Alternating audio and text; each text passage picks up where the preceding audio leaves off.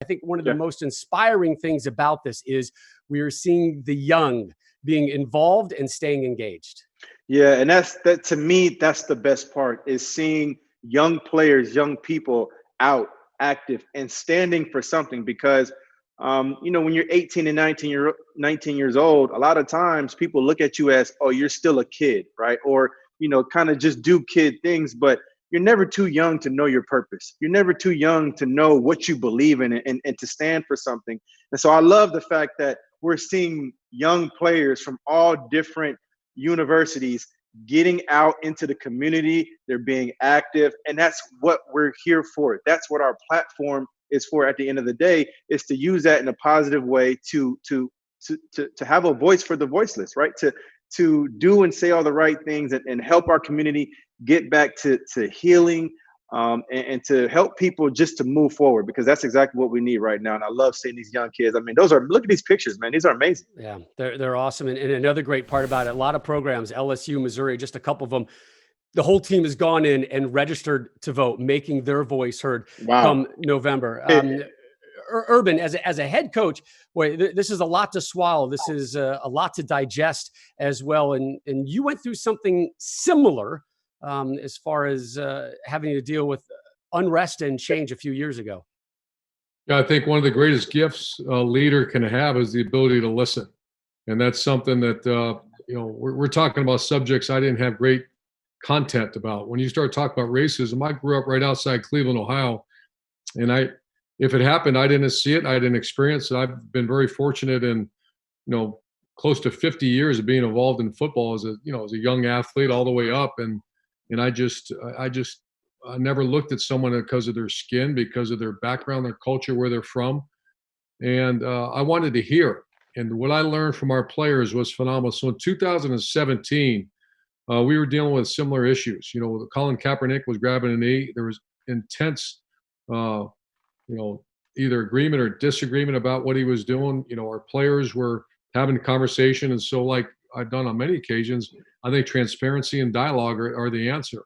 And so we had many meetings, and Larry Johnson, Ryan Stamper, my director of player personnel, and I had this leader called Jalen Holmes. He plays for the Vikings, and JT Barrett, and they kind of led the meeting, and I listened. And one of the greatest things that I've ever heard is when Jalen Holmes said, Coach, we're not really a team of symbolism, which that's something I've always preached, and we talked about take action, let's do something. And we did. And Wednesday, before we played our rival, we invited a bunch of the youth from the city. We invited a bunch of policemen from Columbus area, a bunch of servant leaders like firefighters and medics, and our players. And it was incredible. The dialogue, we had people from each unit spoke. And Jalen Holmes, who grew up in experienced some awful racist situations, told me afterwards, and actually put this in the article that they wrote, that I never knew that police had the same fears that we've had. And that's, to me, that's the answer. The answer is, number one is respect. Number two is listen. Just listen. Take your whatever, just listen to what someone has to say. And especially if it's well thought out and from the heart, it's amazing what you'll learn and the compassion and empathy that you'll develop once you do that. Coach, that's an amazing story, right? And an occurrence. And I think that there's something that we all can learn from that, in particular with where we currently are. And because of that, I'm actually incredibly encouraged. And Reggie, I can hear the hope in your voice with what you're seeing out there with the players and everything. And here's why I'm encouraged, guys, is because, there's not a more diverse room in America than a college football team room, right? I mean, all backgrounds, socioeconomic backgrounds, you've got it all in there. And those individuals come together as a team. And because of that team, you develop a brotherhood with common purpose. And that common purpose usually involves overcoming challenges. Now, normally it's about overcoming challenges athletically and as a team to try to achieve something great, something bigger than yourself.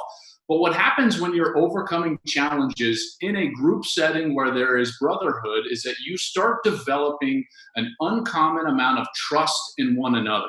And here's why that's so important, guys, is because this conversation that needs to be taking place throughout our country right now is a difficult conversation. All right. This conversation is not in absolutes, right? Let's be clear. When those people out there say, no, it's not going on, our society is absolutely good, that's clearly false. And those that say it's absolutely evil, well, that's clearly false as well. It's somewhere in the middle, and that's what makes it so difficult, guys. And that's where the trust comes in. In order for those conversations to have the substance that will lead to breakthrough and lead to change, there needs to be a substantial amount of trust between the individuals having those conversations. And that's exactly what manifests itself inside a college football locker room and in a team room. And that's why in the face of what is a dark time right now in our country, I'm actually incredibly encouraged for college football and for the opportunity that these head coaches and leaders of these young men have currently.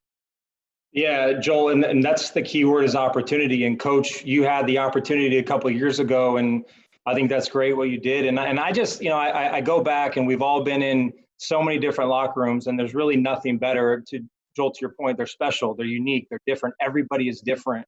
Everyone comes from different walks of life, different areas of the country, but you unite together because that's what you do. And for me, when I was playing, I never saw black, white, anything. I saw my brothers, I saw my teammates, I saw my family, my friends. But I think, looking back, like I wasn't educated. I didn't have the opportunity to listen because I didn't know, and now 10, 15 years later, given what's happening, we are all listening. And I think, Joel, to your point, this is such a unique time, an encouraging time for these locker rooms, these players, these coaches to get their voice heard, Reg, as you said. And it is changing. Like Rob, you said, people are voting. These kids are voting. Now they have a voice and they're finding that voice. And that's something that we all can learn from, including myself. And I think it is a darker time, Joel, as you said, but there's light, and it's starting with these locker rooms. It's starting with these young kids who are finding that purpose. And like you said, I think it's encouraging because those locker rooms are a special place. For the best access, perspective, and personalities in all of sports, follow us at Fox Sports on Twitter, Facebook, Instagram, and YouTube. Hey, thanks for watching. If you enjoy that clip, make sure you click subscribe somewhere down here. From game highlights to exclusive interviews and rankings, we've got everything you need as a college football fan right here. College Football on Fox.